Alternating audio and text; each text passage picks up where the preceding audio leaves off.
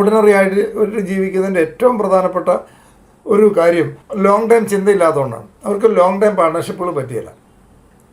എവിടെ വന്നാലും രണ്ടോ മൂന്നോ മാസം വന്നു കഴിയുമ്പം അവിടെ അവിടുത്തെ ആരെങ്കിലുമായിട്ട് എന്തെങ്കിലും പ്രശ്നം വന്നു നിർത്തി അടുത്ത പരിപാടിക്ക് പോകുന്നു. അവിടെ ചെല്ലുന്നു, അവിടെ മനുഷ്യരാണ്, അവിടെയും പ്രശ്നമാണ്. അവിടെ ചെന്ന് കഴിയുമ്പോഴത്തേനും അവർ ശരിയല്ല, അവരോട് പോകാൻ പറ്റിയല്ല.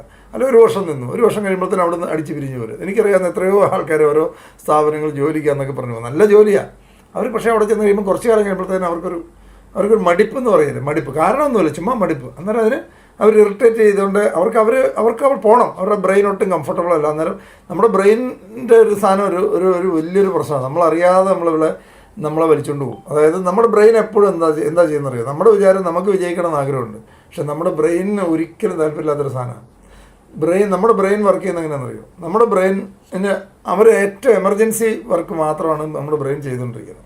അതായത് ഒരു തീ പൊള്ളി പെട്ടെന്ന് കൈവലിക്കണം, അല്ലെങ്കിൽ ഒരു അപകടം വന്നു കഴിഞ്ഞാൽ അവിടെ നമ്മളെ പെട്ടെന്ന് രക്ഷിക്കുക, ഒരു പട്ടി കടിക്കാൻ വന്നാൽ ഓടുക. അതായത് ഡേ ടു ഡേ കാര്യങ്ങൾ കുഴപ്പമില്ലാതെ പോയാൽ പുള്ളി ഹാപ്പിയാണ്. എല്ലാ ദിവസവും നടന്നുകൊണ്ടിരിക്കുന്ന കാര്യങ്ങൾ ഭംഗിയായിട്ടൊന്ന് നടന്നിട്ടുണ്ടെങ്കിൽ പുള്ളി ഹാപ്പിയാണ്. കാരണം പുള്ളിക്ക് ഒത്തിരി എനർജി ആവശ്യമുണ്ട്. ഇങ്ങനത്തെ ഡെയിലി പരിപാടി നടത്തിക്കൊണ്ട് പോകാൻ പുള്ളിക്ക് ഒത്തിരി എനർജി ആവശ്യമുണ്ട്.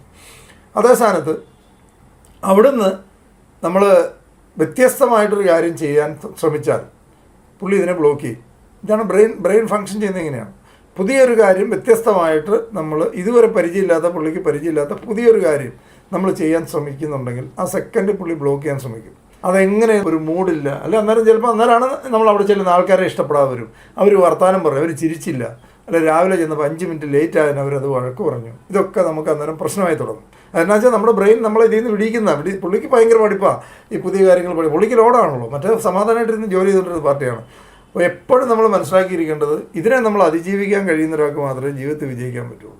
ജീവിതത്തിൽ വിജയിച്ചിട്ടുള്ളവരെല്ലാവരും ഈ പ്രോസസ്സിനെ അവരെപ്പോഴും പുതിയ കാര്യങ്ങൾ പുതിയ പണി കൊടുത്തുകൊണ്ടിരിക്കും. ബ്രെയിന് പുതിയ ലോഡ് കൊടുത്തുകൊണ്ടിരിക്കും, പുതിയ കാര്യങ്ങൾ പഠിക്കും. അവർക്ക് ജീവിതത്തിൽ ഇതുവരെ പരിചയമില്ലാത്ത സ്കില്ലുകൾ അവർ പഠിക്കാൻ ശ്രമിക്കും, ചെയ്യിക്കാൻ ശ്രമിക്കും. ഈ ബ്രെയിനെ പണിയെടുപ്പിക്കാൻ അറിയാവുന്ന ആൾക്കാരാണ് സക്സസ് ഉണ്ടാക്കുന്നത്, വലിയ ഒരു ലെവലിൻ്റെ മുകളിൽ.